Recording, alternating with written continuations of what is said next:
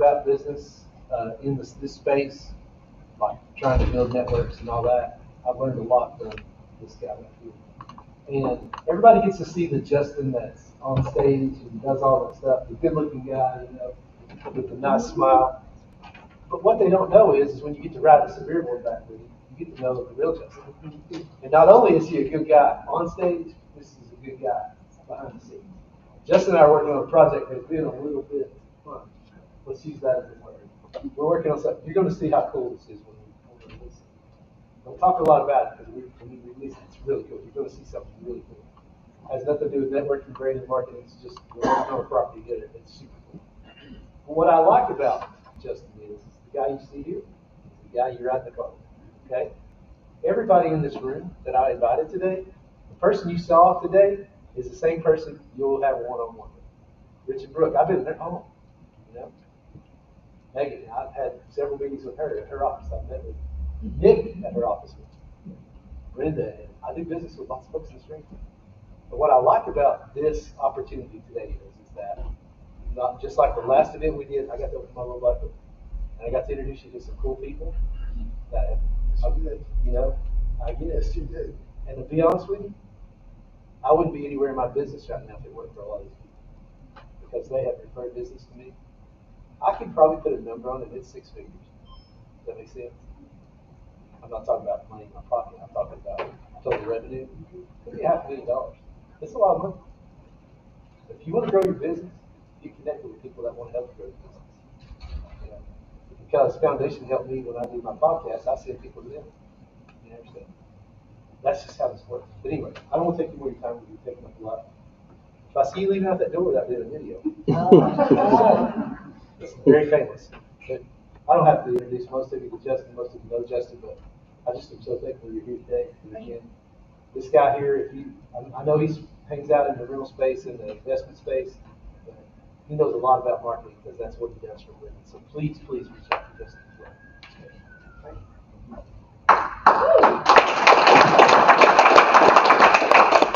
Give a big hand for Vernon for putting this together. I want to thank you, BJ. No, it's fine. We don't need to. Not really worried about it, honestly. This is better, right? Because Vernon asked me to come in and just wrap this up and synthesize everything that we talked about today. That's what I am a facilitator, I'm a connector, and I'm a communicator. I happen to make money by consulting individuals, primarily by investments. Sometimes it's real estate. Sometimes I just help negotiate a brand partnership between some people that want to produce a Lord of the Rings licensed whiskey, right? Ooh, exciting stuff. Really, really cool. Really, really. That was a fun conversation. I got to walk around Sugar Man's facility. And they've got the largest copper still in whiskey drinkers in the U.S. It's right here in our backyard. We're in a really unique place where we are a small town, right? We are this little dot in the center of Appalachia, in the poorest part of the country. Remote area medical is headquartered right here, right? So they provide. We actually worked, and then we volunteered there. Yeah. So we volunteered there for Red Day together. That's right. And we're paying their headquarters. There's in South Knoxville. Remote area medical. If you're not aware of them, right? They provide medical services to areas that don't have them, like Haiti, like other countries, and like Appalachia.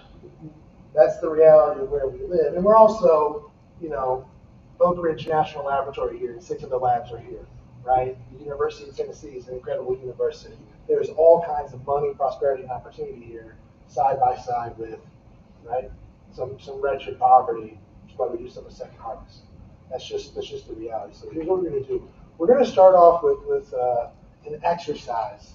And we're going to talk about gratitude. We're going to do this exercise because I want to show you some things as we go along, and then it's going to make some sense. Because everything that I have done in my career is not because I was I'm like a great networker or something like that. I really am not. Art, earlier, I think he's a much better networker than me. I think he has a system. I bet he has a better real estate business that he applies more consistently because he's more focused, right? I've been coming to groups. Rich knew me back. That wasn't anything amazing. I got to go network on behalf of other people, which most people don't get to do. That's a unique skill, I think, but it's just, I'm a result of a bunch of experiences. But I got to go network on behalf of other people and organizations and become essentially a spokesperson. And that gave me purpose and conviction and clarity. And when you have those things, which I find very difficult to figure out for my personal life, right? My dreams, my secret dreams, I'm able to share those with people, right? Who I want to be in my life, who I think I could be in my life, because I don't feel like I deserve that. But man, when I have to act on behalf of somebody else, everything that I've ever done, every bit of grit, every bit of resilience comes out, and like amazing, spectacular things happen in a very short amount of time right here in Knoxville. I'll tell the story with you. Charles has seen that, but it wasn't because I was like set out. I was like, I'm going to go network and build a really big business so I can sell a lot of houses, because I don't really care about that much, to be honest with you guys. I'm just not very motivated by money, because I didn't make a lot for a long time. So here's this exercise. We're going to all pair up with one person. Grab the person closest to you. So let's do this very quickly. Pair up? Yeah. Okay? You're going to look at each other. You're going to look at each other. Right there, you go. The guy behind you. Okay. All right, here's what you're going to do. All right. The person who is closest to this wall on my right. All right? Your job is not to react. All right? The person who's closest to this wall. Raise your hand if you're the person closest to this wall, so it's clear in your partnership who that is. Anybody need a partner? Yes. Megan, need a partner? Yes. Okay. Do it with Big Drewski. Jump in. All right. The other person, raise your hands. All right. Your job is to smile. So here's what you're going to do. The person on this side of the room, you're going to make eye contact with this other person for 30 seconds, and you're going to smile. And this person, your job is not to react. You're not allowed to react.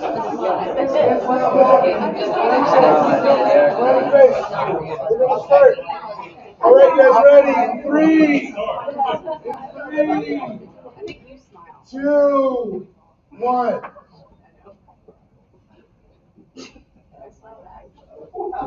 He's smiling, not laughing.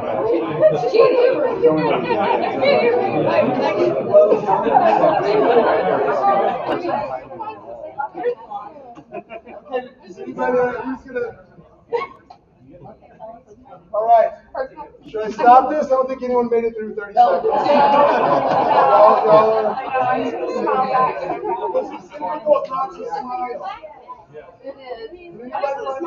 Who lasted the longest, you think? Who had this long thing? Awesome.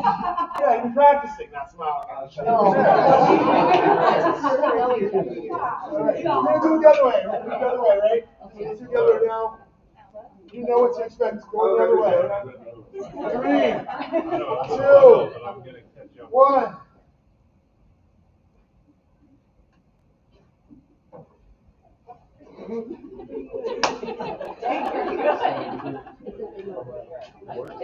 You're straight, baby. He's fine, baby. You would laugh. All right, raise your rope. We can stop. Okay. That's like the only way. It's also the stair I use my wife. Awesome. What did we just discover? Right? We are highly influenced by our environment. Okay? Highly influenced by our environment. It is very difficult for us not to react with positive emotions in our environment. There's great sociological research on this, okay? So if you think you're not affecting your environment, you are lying to yourself, right? One day is going to be our last day on this planet, and I promise you're not going to be worried about business, right? It is going to be, was I present in that day for the people that I care about? That is it. That is it. The last day of your life is probably not going to be anything special, right? That's okay. We're all going to die. That is a wonderful unifying thing about all of us. Truly. Right? That was a great books major at Notre Dame. Like, I love philosophy. So when I think about some of these things, it's like it just came to me naturally. I didn't realize like I was preparing myself by studying the greatest philosophers in the history of the Western world. Man, that really helps with mindset. Like it's a cheat code, and you have to do a lot of dumb things where I wasn't applying this, but that in terms of the way my mind worked, I prepped it all. I laid these tracks for myself. So here's an affirmation that I share, and some gratitude. It's, I give everywhere I go, even if it's just a smile, a compliment, or my full attention. Listening is the best gift I can give other people. right? So the whole point of all of this, is we teach the 7 levels of wealth at Grid. It is a framework for building a business. My business partner sold $1 billion in real estate. He's got like 21 entities right now, right? He started running an investor meetup 17 years ago because he wanted to hit his activity goal. I have to have a certain number of conversations for my business. So why do I come to networking? Well, man, because I can get like 50 in one. And if I host it myself, then I can really plus it. I can capture all of it. That's it. It's just a way to cheat on the activity goal. Like, how do I get it? It's a natural outgrowth. And then he thought about what kind of hooks would get people to come in there. And we're going to teach on certain topics. That became what we do. We take you on the life cycle of an investor. So we start off with the bottom level of that is mindset. It is mindset. Like, how do I go from having an employee mindset to an entrepreneurial mindset? How do I adopt that identity that I'm a business owner, right? And I feel comfortable telling you I'm a business owner. And I feel comfortable, who in here is a salesperson? I used to be like, I'm not a salesperson, you know what I mean? And then I redefined my definition of a salesperson. And instead of like meeting you and being like, hey, I'm not sleazy and I'm not like pushy and I just stopped warning people because when I go on dates, I don't reassure women, hey, I'm not a creep. I'm not a creep. You know what I mean? It's really simple. I don't have to tell you what I am not because I show you who I am, right? This is tracking, this is making some sense. So let's do this really quick. Who's got something they're grateful for? All right, I love this. Go, Christina. Right. Awesome. Charles. My health. Excellent. Brenda. My children. Linda. My new eyesight. Yes. I love that one. A week ago. How many of us take that for granted who has good eyesight here, right? I had something happen to me like 3 weeks ago where I was like, oh, I can no longer read like very, very small things. I had 20/10 vision my entire life. I was like, oh, that's fast. Maybe I should light up. I can't read my phone in the movie theater anymore. I think this is happening. Learn it. I am thankful for my wife. I love it. Yes, that's great. Choya. I'm thankful for today because none of you are promised tomorrow. That's right. So always remember, you can plan for the future, but live for today. I love it. I love it. Who's got another one? My talent. Is that? My talent. Yes. Yeah. Yes. Let's not take that for granted, right?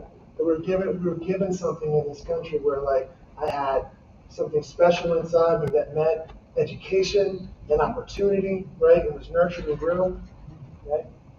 If you make more than 34,000, you're in the top 1% globally. Okay? So everybody in this room, sometimes I've been it's a matter of perspective, y'all. It's a matter of perspective.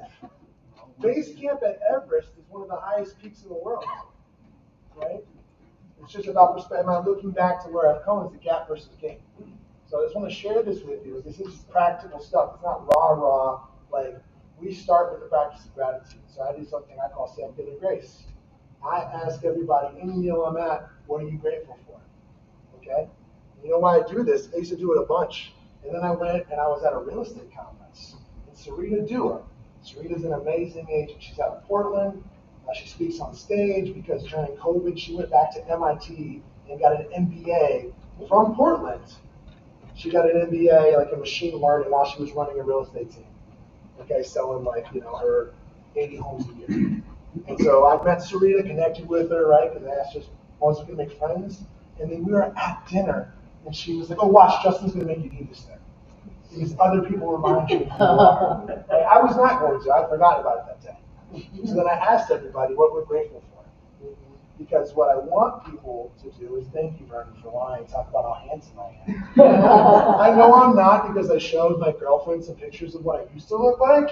And the reaction was very, it was like, if you look like that, I don't know if I'm going through perimenopause. That's what she does. Like, so it's not there. It was like, you need to lose some weight, Justin. That's a very different looking guy. I want that to be because like that's what it is, right? I'm so brilliant, I'm such a good speaker.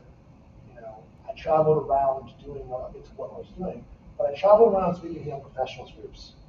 And I asked them, like, one of the things you do in Bold is they make you text people and you say, why are you my friend? I highly recommend you all do it.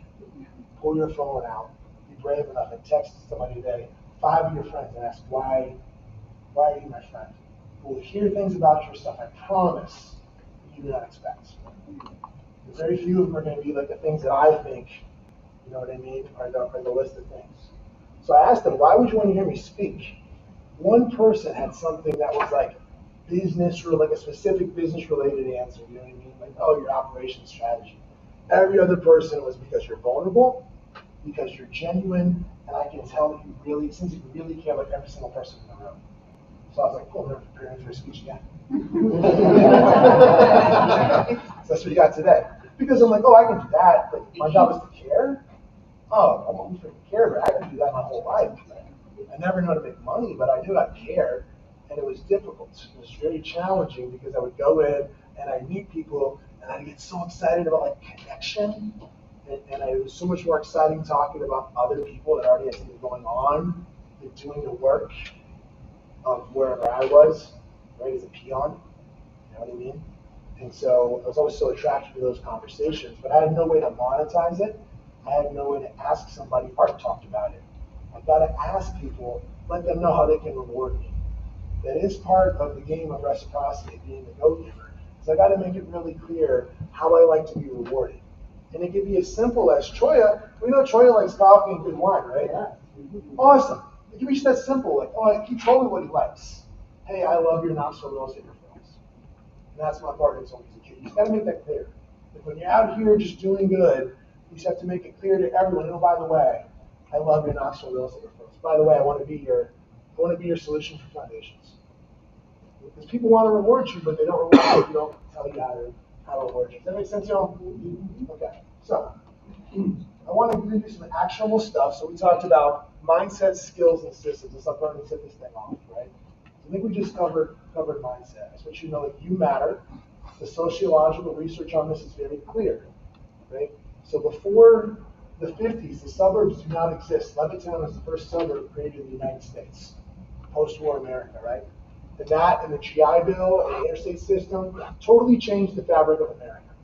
Previously to that, right, we tended to live in the same place. And if you go look also at the sociological data of where you met your spouses back then, it was the majority of people, same community. If you want to chunk it down even more, same street. And in the cities, chunk it down, same building. Like your grandparents married somebody in the same building as them. Like a very significant minority of them. It's really interesting stuff. And they all got married in their 20s. Now we're getting married later. So we start moving to the suburbs, and there's a book written in the 50s called The Lonely Crowd that starts talking about this like loneliness that's seeping into society. The books of John Updike talk about that. Rabbit Run, right? They talk about this suburban and we, right? This like feeling of not quite fitting in. Because you're not as connected in the fabric of society.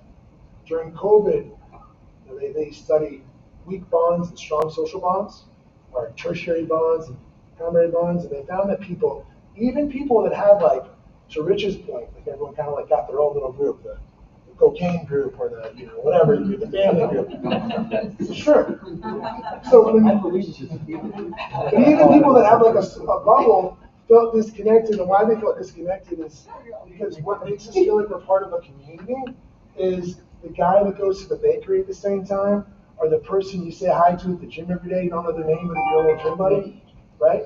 Like those are the things that make us feel part of a community. Those tertiary relationships, the UPS guy that you waved at, right? Those positive social interactions that let you know that you're safe, you're seen. This continues. Back in the 50s, in the 90s, there was a book called Bowling Alone, right? Same thing, talking about this. And that's before social media. So everyone that you meet, I know, factually, is craving deeper connections and more connections. And even the connections they have in their lives, they're craving deeper connections because this process of intimacy, right? If this is present when I'm talking to you, face down, it reduces our feeling of connection. We know that. It's very clear. Does that mean I'm off this all the time? No, of course not, right? Because so I try to overcompensate here. I have to say, like, just connection alone is the point. Like, this pyramid we talk about, the 7 levels of wealth, the very top of the pyramid is impact. Like, what difference are you going to make in the world? So everything I've ever done really has been like, I'm so impatient to make an impact, and I couldn't figure out how to get my life together. I kept restarting my life, kept being sober.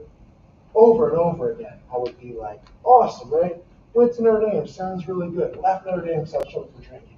Man, got a felony arrest. Can't pass background checks. Crush interviews. Talk about going to Italy, working on organic farms and vineyards. Like, always been like a real sociable, charming guy, but couldn't pass the background check. So I got to work at Kroger and stock shelves and Ruby Tuesday and do landscaping and, you know, do all the things that happen in this country when you got a felony hanging around, right? Opens you, despite, privileges of background, education, still living smart, didn't make a difference. Got to go work real hard for a living and realize what a joke that is, right? It wasn't really going to change for me. So, going this on here, this is 60 minutes left. So, when we're talking about passion, impact, it's going to happen in this, so it's going to want. I've been involved around real estate for a while. When I came here in 2010, I was asked to start an introduction for the mission. I'm sorry for my life. I had that for someone else, I'm very proud of that. And in 2000, I came back up here and said, I heard my father, and I need a job. So I cut off my hair, and I cut off my earrings, and I set up my tongue ring. Because for once I decided like being my authentic self was not as important as just like making a living and fitting in. Rich talked about adjusting to the area's expectations. I know what the area's expectations are. So I moved back here, I shut my mouth, I grew my hair out. I said, yes ma'am, no ma'am. I got off. What I found was no one asked me if I was a God-listening, faithful, you know what I mean, atheistic, like, former alcoholic and drug addict. Not a single time. Because people see what they want to see. They just saw a super polite guy. Right, then? You met me then. Yeah, I thought that would be right away. Yep. What a polite, nice young man. And so built that business, did some other things there. And so when it came time in 2021, I was back here, then asked to start running expansion real estate teams. Lots of things happened in between. And so I started Keller Williams Young Professionals here. And I was told this is the future of our company. And our company is the vanguard of the industry, Keller Williams. Right? They wrote the book on how to sell real estate, the Millionaire Real Estate Agent. Many other books. Like, it's the only real estate company I can think of where the CEO's books are at airports. Like, the one thing is a great business book if you haven't read it, right? What's the one thing you could do right now, such that by doing it will make everything else easier or unnecessary? Great question, focusing question. Now, if you apply that to this point in your life, you can come to anything. So, how to start that chapter? I know it's not for me. Did it accidentally. And then we launched Grid in the same week. And I launched it around another guy, Corey. So I got to do two things, but I wasn't doing them for myself, and it turned out that was a superpower. If I'm acting on behalf of other people, all of that fear, all of those feelings of a lack of self-worth, right? All of those like lies I told myself, if people really knew who I was, they would never listen to me or follow me. I would kind of permanently not, I lost the ability to lead anybody. So that's why I spent all those years of my life working behind the scenes for people, running their business, building their brands, going and pretending to be in the B&I groups, acting on their behalf, borrowing their credibility. Like, now I had to go get into relationships. What does that mean? I realized very quickly, like, well, we want to build an organization that's going to seize our unfair share of opportunity in the leadership environment within KW, because they were a giant Fortune 500 company. So what are we going to do? Well, training and education. All right, well, great. So every person I meet that's speaking on the stage is somebody that I want to go speak to my community. No one comes here. So I should go talk to them and ask them if they're willing to come speak. But moreover, I got involved with some other groups. Man, there's chapters all over the country. Would you want to speak anywhere? Because I was connected with the other groups, right? So then I started talking to the most powerful, influential people and just asking them that and asking how I could help them. No one asked those before. I was having conversations no one else was having with everybody within the organization. Does that make sense? It turned out like I had a knack. Like, one of the things when you're networking, if you want to do it at a highly effective level, being the connector is the most effective thing you can do. But to be be the best connector requires some skills and some talent. Like I have to be able to understand what you're trying to accomplish, understand where you fit in the ecosystem, and I have to have the ability to kind of mentally map like, what's happening. Like who are the nodes of power? What are the problems, like Charles said, where you're kind of moving everybody around? What are the sticking points, and how can I solve them for people? And when you start doing that, you kind of become invaluable to people, and that's how you build influence. This is not something I do this unconsciously, but I've been asked to say, like, how did you do this? Because I went and built what I've been told is one of the biggest networks in the country. And I've been told this by people that lead billion-dollar businesses in our industry. Because I've sat there at real estate conferences, and I watched them, and there's most of them talking, and when one person came to the room that I finally didn't know, they all were like, finally, we found somebody who didn't know. That's my experience. It's not like my thought about myself. It just kind of happened accidentally because I was running around like a maniac trying to do this on behalf of others. So, well, I'm sharing that just to kind of give you like, so we do a lot of things at Grid. This happened accidentally. You could do this simply too. It's just, what do you have to offer? What is important? What problems do you have to solve? It's actually challenging leading a big community of like 85 people in the room. It's much easier leading a small community. It is very hard to sit here and think about 30 people at the same time. But that's not going to come naturally. That is like a forced, I did 50 events in 1 year sort of habit where like all of it like leaches out of you, right? But I did find if you're nervous about public speaking is I was far less nervous when I was speaking on behalf of another organization, okay? Or speaking on behalf of a cause that I believed in than I was when I was standing up here and trying to get people to like me. That is very difficult, very, very challenging to do. Again, that is a learned behavior, like it takes practice. It's not natural to get up and talk about ourselves and promote ourselves, but do it in a funny, skillful way, that's hard. So it's just gonna be awkward, like, but a piece of advice, when you get up, when you have an opportunity to get the mic, always use it. Rich had some great points. So even within Kevin Williams Young Professionals, or even within Grid, right, we started a little community here. When they let me introduce ourselves, I wasn't Justin from Knoxville. Hey, I'm Justin. I'm from the best short-term rental market in the country, East Tennessee. We get more visitors in Yosemite, Yellowstone, than Grand Canyon combined. People DM'd me. Because everyone else is just saying, hi, I'm Steve, right? I'm providing content that creates conversations that leads to connection that equates to conversion. Right? There's a deliberate strategy there. So mindset, skills, systems. Level 1 of our 7 levels of wealth is mindset. Level 2 is skills. So if you're engaged in a salesperson of some kind, what are your sales skills? For different business, what are the skills to operate the thing that generates you income at a high level, right? Level 3 is going to be business ownership. Do I know my KPIs? Do I know the things that I can adjust in my business? Like Megan has a good idea of what conversion looks like, right? If I get to this amount of followers and I reach this amount of accounts, there are some predictable conversion that we can see, right? Does that make sense, y'all? If I have this many conversations, it should equate to this many opportunities for business, right, in this amount of time. Once I'm doing that, and I've got a consistent cash machine, level 4 is I can go and earn the right to invest. Now I've got some passive income to invest.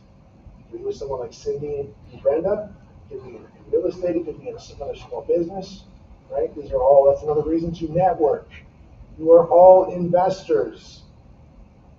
Whether you think you are, maybe it's investing in your own business, right? Because I know I can control the ROI on there, I'm going to dump it back in there. But then immediately level 5 is leadership.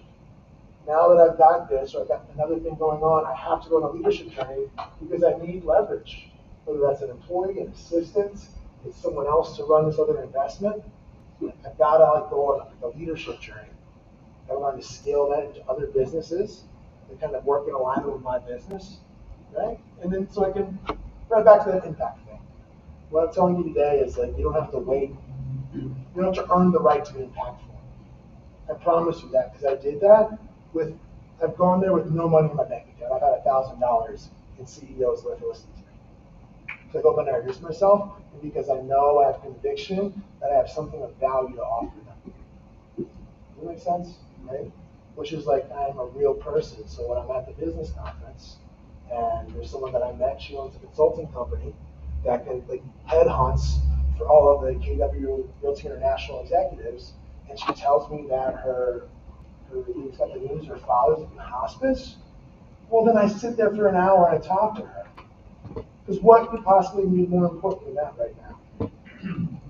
And that's it. That is what differentiates you from everyone else. Just be a good person. Be the kind of friend that you would want to be. But it also takes you have to have the skills to do it and to show up. Right? You got to have the authority and the conviction to belong in that room and actually contribute in that room. There was lots and lots of training and intentional practice that went into that behind the scenes. That's why it took so long. It's 12-year overnight success.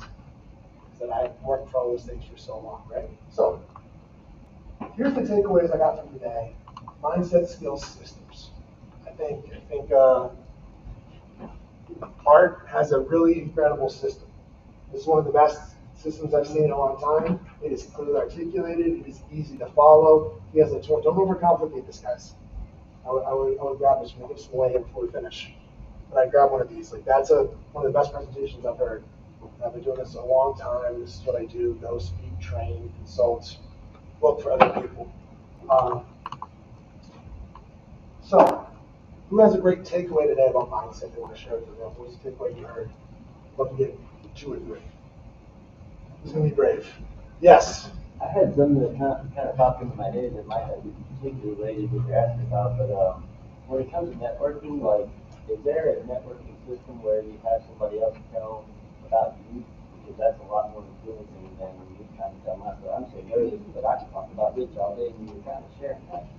And I think that would be a good, different type of networking where, okay, he knows that he's going to tell you what I do, he's going to tell you, and then I can follow him, But that just kind of gives me the confidence that. So testimonial. Yes. And the short answer is yes, and that is a key component of what basic groups, these closed networking groups that B and I do is I'm supposed to do a one-on-one, and then sometimes you'll present on the other person's business, introduce them. But the easier way to do it for us would just be testimonials for each other. Right? You don't just have to give a testimonial for Vernon. What if, hey Vernon, can we give a testimonial for somebody else too? Do I want to do that? Do you want a testimonial for somebody else in the room that's kind of impactful? Awesome, thank you. That's a great idea. Thank you so much. Thank you so much. Yeah, we're giving away some books, so be brave. Who's got a mindset? Just a mindset. Yes. Yeah, just being purposeful. Putting the contacts that you get into a CRM. Simple. Yep. I use CRMs for other things. Why not for that? But it's something I'll implement.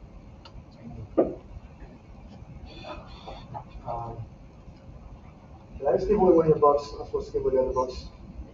Whatever. Those are, if you want to give away, give away. If you're supposed to give somebody else to ahead of time, give them. I just want to make sure I was wait a second. I think we're about half of these books. I can switch. Just not the momentum of the real camper. There's special notes written in those no one wants to see. Well,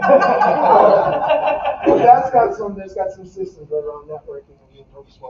I love that. But who's got one about mindset? Something that said today. For me, it was dig the well before you're thirsty. Dig the well before you're thirsty.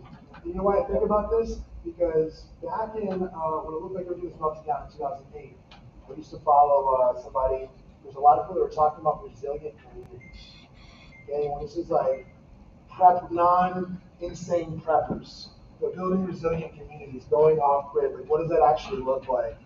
Because if everything does go to hell in a handbasket, the most realistic way to prepare for that, obviously you can do some things and have some resources, but it's having a community of people. Without a community of people, you are just stockpiling resources for somebody else. Okay? Without a community of people, someone else is going to take your shit. For sure. Right? But if you have a community of people that are interdependent upon each other, we know that will work because we're all here. That's how we got here. Right? That's how we built this entire country. It's resilient communities interdependent upon each other. Just exciting stuff. That's my takeaway. He's got one takeaway on mindset. We'll move on to skills. Yes. I don't know We if can you're jump following around. into, but Go ahead. got 3 quick takeaways. I just got here after lunch, so I'll make them quick. When Megan was saying about her videos, if you go back and look at them way long ago, they were not the quality and everything that they are now, but she never quit and gave up. And then with Pink Stone Queen here, she took her whole time to elevate each one of us before she even mentioned anything about herself. So that was significant to me. And if I could make an assumption here, Rich's biggest supporter, I think we all know who that is. Brooke's biggest supporter, I think we all know who that is.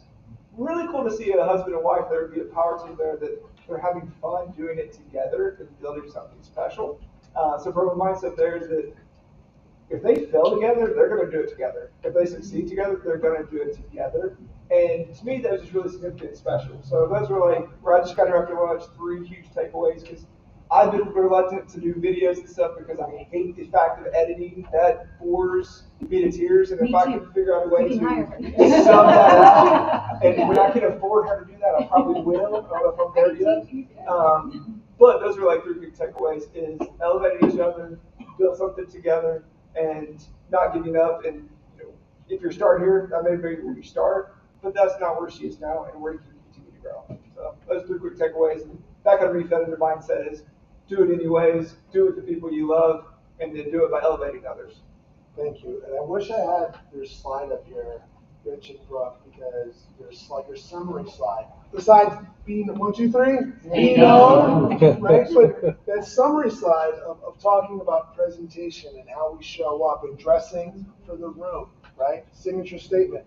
So these boots, if I don't wear these boots, everyone asks me where my boots are. If I don't wear my boots to grid, I'm telling you, everyone, I get asked every time about whether I'm wearing my boots.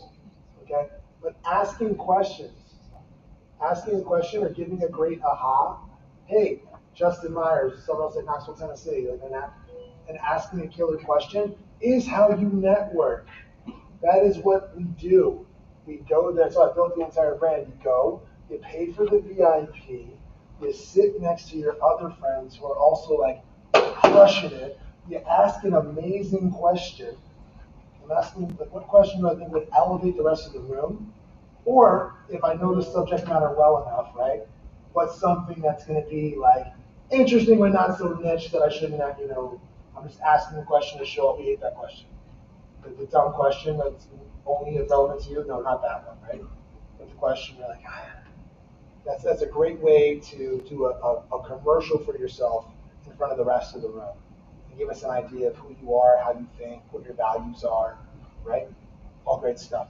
Who's got another takeaway? I don't have a takeaway, but what you just said, it all comes down to connecting. Yes. Yeah, 100%. Right? So here's what I want to just. Hey, Justin. Yep. I did want to share this. I meant to share this when I was up there. I was talking to my team yesterday about talking about networking. I'm like, man, there's so many things we can talk about. And so they said, well, Rebecca, you're so good at networking. Why don't we give you a question? And you've got to find somebody in the room to fulfill that question. And I was like, game on. They gave it to me. Well, I showed up today. I got a little nervous. There were only 20 people. I was like, it's kind of specific. And you nailed it. It was somebody that was a pilot. Oh. And so when we're going around the room and you said that, I thought, man, I missed the opportunity. But that's the thing, is like, you don't know. It doesn't matter how many people were in the room. Like, it blows my mind that I did not use that example, but here it was, in even the smallest of groups. There's somebody here to fulfill. All right, how am I doing on time? Okay. So here's what I would share, and this is, I went to Charleston. I thought I was going to hear a friend of mine speak. We're pretty disorganized, I'm professional stuff.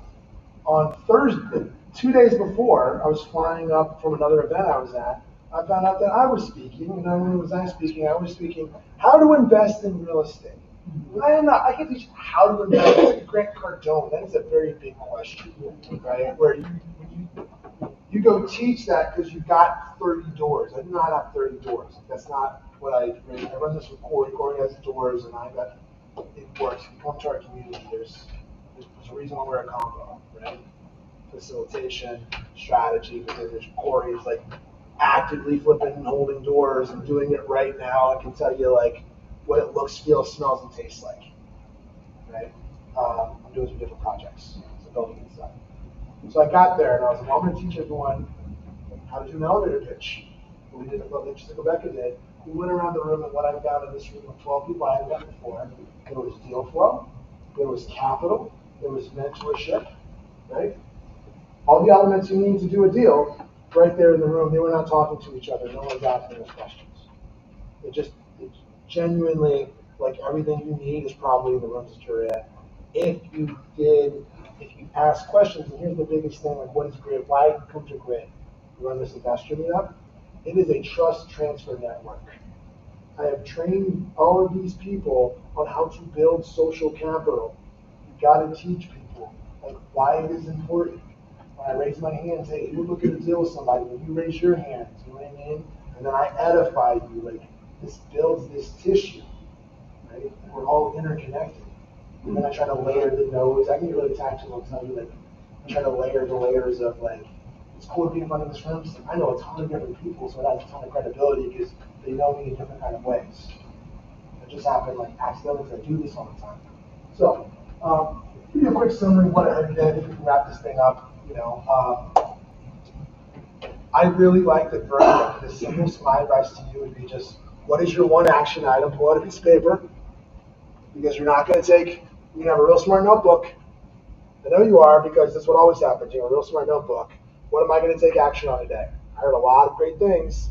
Am I going to actually go follow some accounts? Am I going to do that friend 21-day takeaway? Am I going to go sign up for a networking group? What am I going to do for my mindset, right? When I put the person together, the whole world fell into place around me, right? Because if I don't believe I deserve it, if I haven't done that work, or I don't have the skills to seize the opportunity, it doesn't matter what I connect you with, you're not going to convert it, if you're not going to be ready for it. Skills here. Be a storyteller. Like, what's my takeaway here in skills? Like, what am I actually going to do to grow my skills? Right? Or am I going to partner? Is there a who that I need that's going to help me with the skills, like the video editing that I don't want to do? Hiring somebody, that's a skill. If you've got money, money is a superpower. If you have money and money can solve a problem, you do not have a problem. So there you go. Congratulations, we solved that for you. Tell it to your partner and want to spend the money. All right? And then systems. Like, what system am I going to put into place around networking? So here's what I heard today. I'm going to summarize this for you really fast. Right? So Art took us on a journey, and that journey is very simple. Make friends. Just make friends. You know who else told me that? Rob Chavez, who was my partner that runs Grid, who runs CASA, who is on the board of NARREP, the National Association of Real Estate Professionals, sold $1 billion in real estate. He said, my job is to make friends. And when I heard that, I said, I can do that. And now I'm director of expansion for Great National. I said, I can make friends. Shoot, I think I can be the best at making friends. I'm actually kind of competitive about it, honestly. I just work harder at things no one else is working at. And if you want to go watch an amazing TED Talk on reasonable hospitality, about the best restaurant in the world, the #1, like on the Michelin Guide, talks about this as they found opportunities for the dining experience to create value that no one else was working on. Within my social interactions, Charles does it. Like, how am I providing value in areas where no one else is even thinking about doing it? You know who the best spokesperson for me is? Is Charles. Charles gives a much better pitch about me than I do. It's amazing. He talks about our international, right? But Charles also got to come. I was like, come to Austin and try to give him a free ticket. The recruiter was like, take it, come. And he hung out with all of us, right? And talked to us. And like, and so he's like, oh, this is crazy. This is so much bigger than Knoxville. We used to be on the same date as Charles, and me and my partner argued about it all the time. We have to move it, and then we moved it. And when Charles was one of my favorite people, we started hanging out because we're not competition. It's a limited mindset. Like, that's not everyone. It's my favorite meeting to go to. It's by far more fun than mine because I don't have to talk at it. I can actually talk to people, not on stage the whole time. So making friends and a system to do so, and a philosophy with actionable takeaways. If I did one thing, I might just do that. That'd be so simple, right? Charles talked us about forming deep connections. I think the first step of that is just knowing in your heart, right? I give everywhere I go, right? And it's just a smile, a compliment of my full attention. Listening is the best gift I can give other people. Is that everyone deeply wants to be known. They want to be seen. They want to be valued, right? There's something divine and perfect within you, and show that to other people, and give them a space to show it to you. I encourage you to do that. I promise I'm not going to increase your bank account, but I guarantee you will win. You will have more friends that you're, right, when you die. That will lead to a deep and fulfilling and purposeful life, which is what we all want, right? Lack of purpose is what's affecting so many of us. Bishop Brooke talked about being known. We also talked about doing this, and I love this, in a systematic way. This is a skill. This is a developable skill. So I highly recommend you get in their worlds, right? Those are true. Like, marketing is a skill.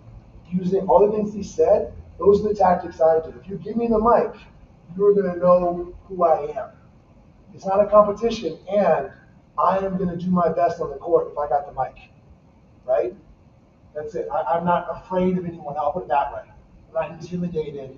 Like, I deserve to be on that stage too. You got to believe that, right? Rebecca, the lesson I got from Rebecca is take action. She found out this a week ago, and she just took action. And it might be the best, most valuable part of any of this, right? Because she let all of us interact. She sacrificed her time to provide value to the group. And what better way to demonstrate your values and who you are? Because she's amazing. She could just talk about all of her stuff. We had a 4-hour meeting the other day, and it was thrilled. Like this, so she could just have done that. Like, she has all of the substance to back up, right, the sizzle, but she took action and she added value, right? And with Megan, had a ton of things there. But what I heard was build an audience and engage your audience. It's just that simple.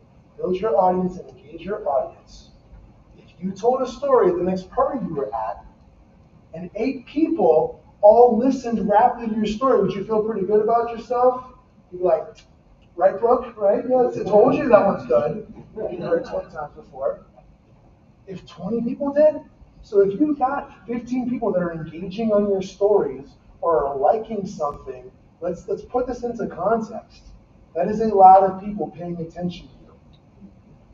Okay, you don't need 50 people to engage. You just need to go back and DM them. Oh, hey, what's going on? Ask questions. Be curious. That's what I'll leave you with. That's it. Anybody have any questions before I go? If there's any way I can help you, talk about